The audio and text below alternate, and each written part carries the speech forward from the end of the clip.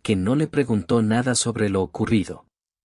Quizá porque en Cornualles las noticias circulaban más deprisa de lo que cualquier pasajero podría contarlas. Constance no salió a despedirla, envió, en cambio, una nota breve, escrita con la misma letra firme de siempre, agradeciéndole la visita sin mencionar en ningún momento lo demás. Gerald quedaría, supuso Miss Marple mientras el tren dejaba atrás Bodmin, con sus deudas y con la vergüenza de haberlas ocultado, pero sin la sombra del asesinato, lo cual, para un hombre como él, quizá fuera castigo suficiente.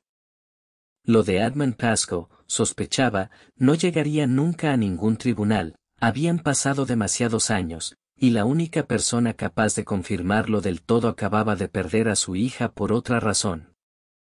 Miró por la ventanilla el paisaje que se alejaba, los setos bajos, la tierra que en algún punto se volvía de aquel rojo particular, y pensó, sin ninguna satisfacción, en lo poco que se parecía a la verdad, casi siempre, a la explicación sencilla que todos, al principio, habían estado dispuestos a aceptar.